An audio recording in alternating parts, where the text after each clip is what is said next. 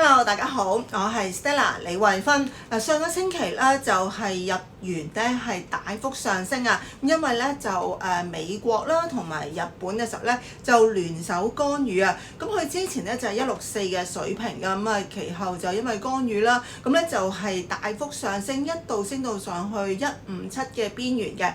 之後收市禮拜五收市嘅時候咧就回軟翻少少嘅啫。咁但係咧呢一個已經係即係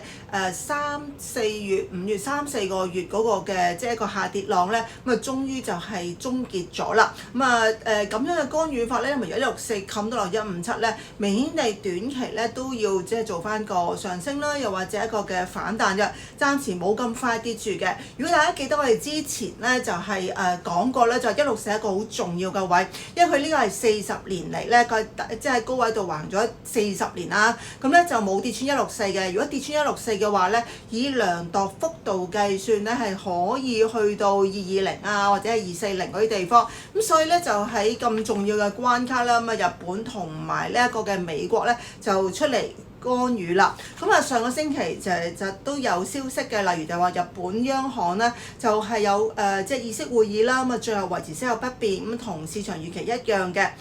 大家都諗嘅地方咧就話係如果佢真係加息嘅話咧，又可以借助呢一個嘅消息啦，或者呢個動作嘅時候咧，令到日元上升啊嘛。咁但係因為佢6月份之前已經係加咗一次啦，咁變咗好難話即刻又再加。即係如果你咁短時間又再加嘅話咧，大家又會預期日本嚟緊咧可能個加息週期咧會密啲，同埋會係急啲，幅度會多啲。咁所以咧就佢用咗一個嘅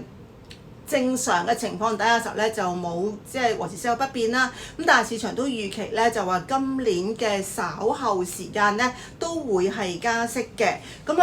其實大家即係譬如有啲嘅數據咧，就顯示到就係上個星期四啦，日本央行出嚟干預啊嘛。佢干預嘅時候咧，其實已經係出售咗咧係589.7億美金。即係沽美金，咁咧就去揸 yen 嘅，就想停止呢一個嘅上升浪啦。咁如果你話睇翻而家嗰個嘅圖形嘅走勢嘅話咧，咁佢就因為佢啱上禮拜尾就係即係啱啱7月份嘅最後嘅交易日啦，即係整體成個7月份完啦。咁變咗咧就星期五嗰個收市價咧就好影響咧，係嚟緊嗰個嘅8月份啦、9月份啦嗰個嘅走勢嘅。我睇幅圖見到佢就係164嘅水平度干預啦，仲要兩個國家一齊聯手干預啦。亦都即係冇冚唔到成1000點嘅，但係都冚咗成700點啦。所以咧就相信嚟緊話咧有機會即係嚟緊個月啦，就有機會回翻去160嘅水平咧，就可以即係會再轉翻強噶啦。短線目標就睇155嘅，但係中線咧睇到152嘅水平。睇152咧會唔會升穿啊？如果152都升穿埋嘅話咧，咁可能個第一就係個 yen 164就真係守得好穩陣啦。第二地方咧就話個 yen 又要去翻一啲即係一個橫行區，即係繼續呢40年以嚟嗰個嘅橫行區度運行啦。冇得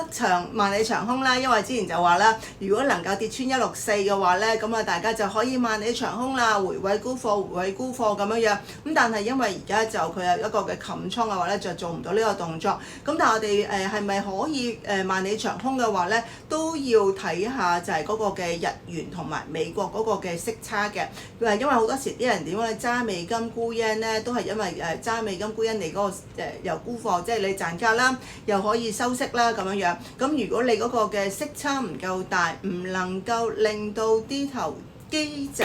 去揸美金沽 yen 嘅時候咧，有息差賺同埋有匯價賺嘅話咧，咁呢一個嘅套利交易咧就未必能夠成立啦。所以大家都要睇啦。但係無論點都好啦，短期嘅話咧，隻 yen 都要睇翻即係轉翻強先嚇，起碼做翻個反彈先嘅。咁今日講到呢一度先，拜拜。